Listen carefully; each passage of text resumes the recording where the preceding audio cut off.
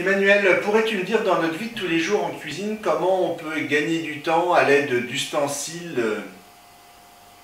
Approprié. appropriés?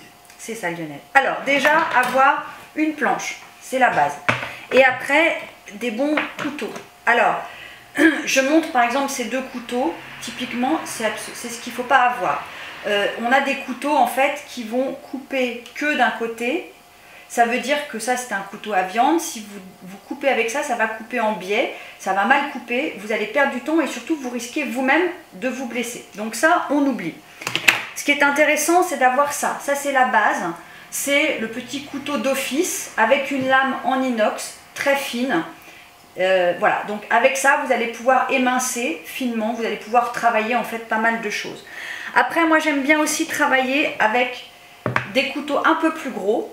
On va le voir après sur la démonstration avec le chou. Et puis on peut aussi avoir ce type de couteau, c'est-à-dire là un couteau avec des dents. Par exemple, si on veut couper une tomate, hein, quelque chose de très lisse et à la fois mou, ça va être important d'avoir des dents. Mais au-delà de ça, je vous recommande ce petit ustensile qu'on appelle une mandoline. Ça coûte pas très cher, ça coûte quelques euros dans les supermarchés. Et bah, vous allez voir, on va découper maintenant du chou, vous allez voir comment on peut l'utiliser.